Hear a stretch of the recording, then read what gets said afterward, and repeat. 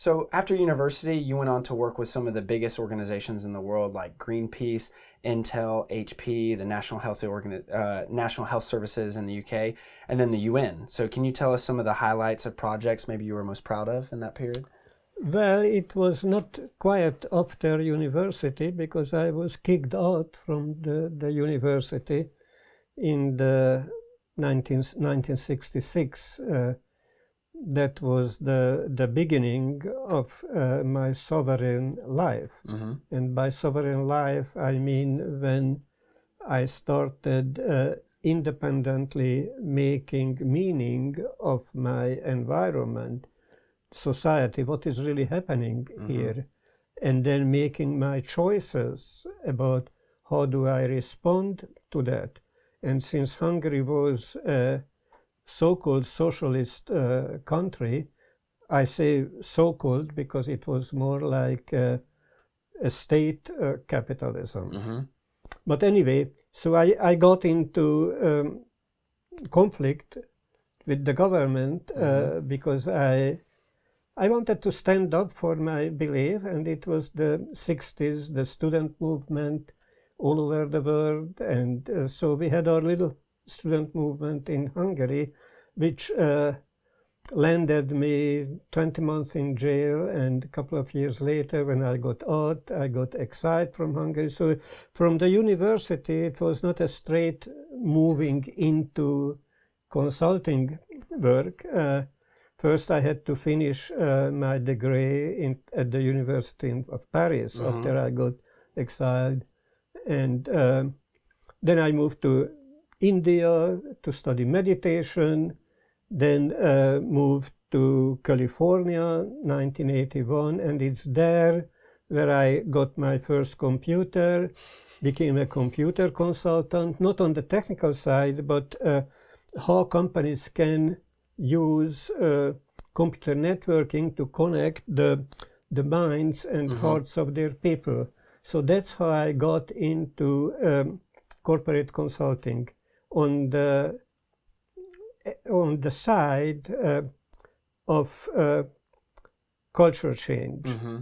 How can companies become more collaborative? Of course, every manager is interested in that. How can the workforce become more collaborative?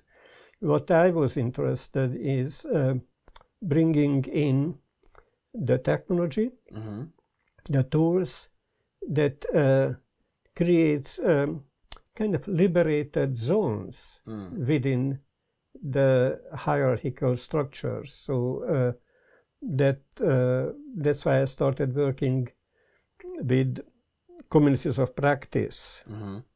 That's a different kind of organizational form that is not responsible to the hierarchy. Right. It's self-organizing and so more decentralized in nature. Exactly. And then so not to but obviously that prison sentence was not in your profile. I don't think you're necessarily promoting that, but I mean, you don't have to answer as much as you want, but what was that like? You know, kind of like going to prison for something that you believed in? Yeah.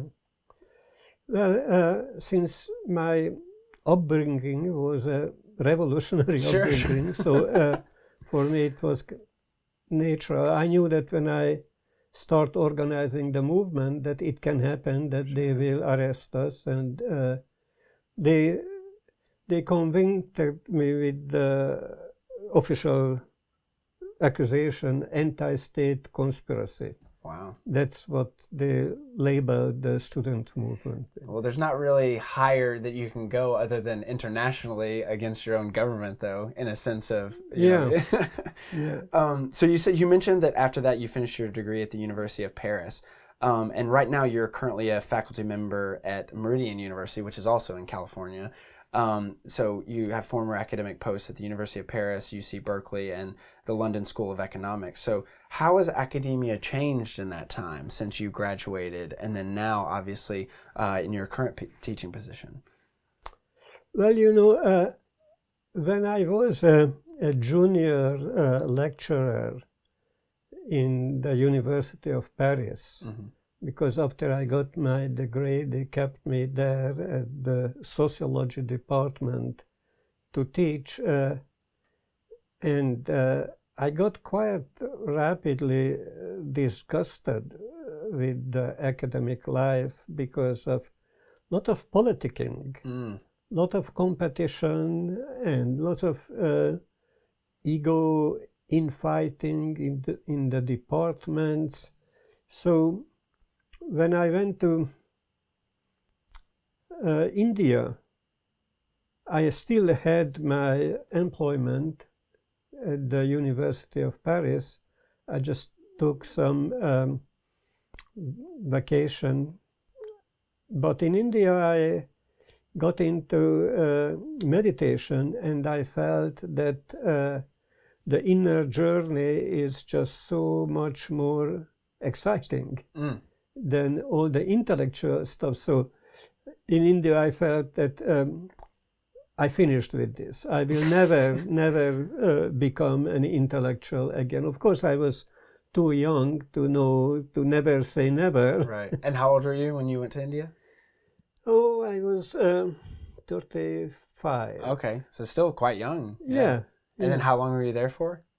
Half a year. Half a year. And then how big is your meditation practice from that initial upbringing still today? Are you still practicing? Yes, but not as much the regular morning or evening meditation. I brought meditation to my daily living. So a meditative awareness is just part of my life, part of how I work, how I am when I am with people.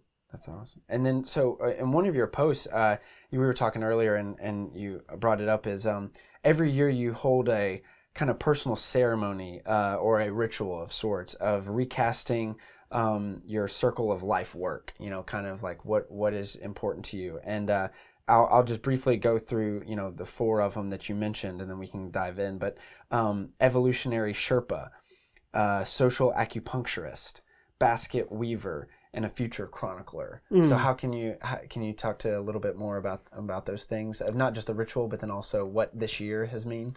Because you said it's going to change in December again. Of course. Well, let me step back one to honor my teachers. Of course. Who introduced me to the medicine wheel during my 20 years in California. The last 10 years I've been in training by the elders of the tribe, Wind Eagle and the late Rainbow Hawk, who taught the earth wisdom. So the medicine wheel comes from the Native American tradition, and I patterned my circle of life work on the four directions of the medicine wheel.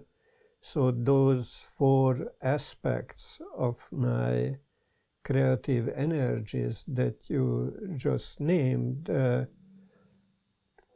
they correspond to four specific directions on the medicine wheel, which is the compass, the directions of the compass. So they are associated with some distinctive archetypal energies. That just to give you some background. That I wrote about how everybody can cast a circle of life work, but this needs to be related with reverence, because it's not a technique. It's like really contemplating one's life and directions in which the creative juices wants to flow or are flowing, and then placing them on the four directions. So that's the background to your questions.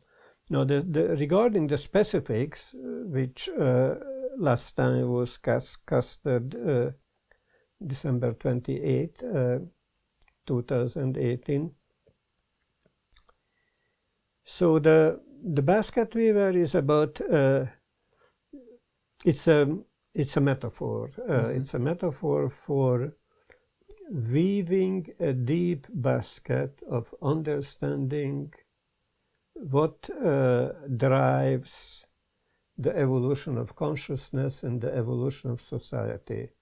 So you can think of it, it's a metaphor for being a researcher. And when I'm looking forward in 2020,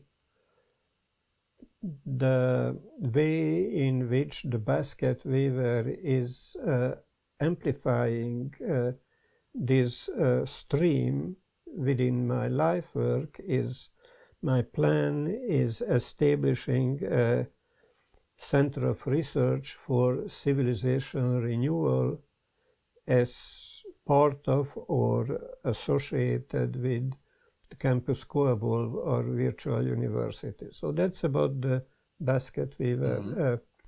The future chroniclers, that has to do with bringing the memories of the future into the present. Memories of the future into the present. That's interesting. Yeah. It's like developing and sharing the art of receiving and transmitting evolutionary epiphanies. It's not like prophesizing. It's more like learning from the future as it emerges through our actions in the present. So being a chronicler of the future is also informed and inspired by my science fiction. I was just about to say, that has to be it. Yeah.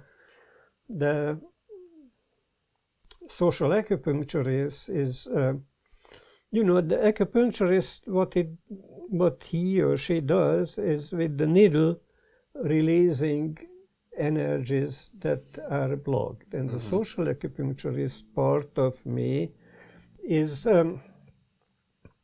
identifying where energies are blocked in the social body, in the body of an organization or community or social systems, and designing and executing laser-like precise intervention for releasing those energies. And then the evolution Sherpa is, the Sherpa is in excursions and climbing a mountain, the guy who been there before and carries a lot of the weight. Yeah.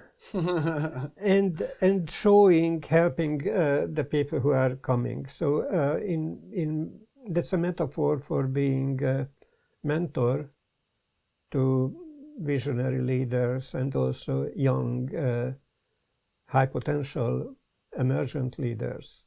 So to recap, then you would be a person that has been there before and mentoring others, that then is pinpoint in their releasing of pressure that maybe needs to, by the idea that we're trying to do the memories of the future in the present, but then also throughout this, you're weaving this deep understanding of everything. So that's a good highlight of all that. Yeah, that's a good recap. Yeah. They all relate. They all related. They are all supporting each other.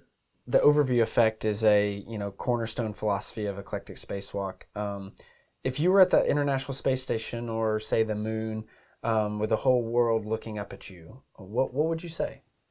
Oh, what a wonderful question. Well, what I would say is don't look up. look around. Mm. Look around and find your fellow human beings, find your tribe, find your friends, family, people whom you truly care for, and show that you care, because it is the mutually caring relationships that is the foundation from which we can build the new world. That's what I would say. Don't look up, look around.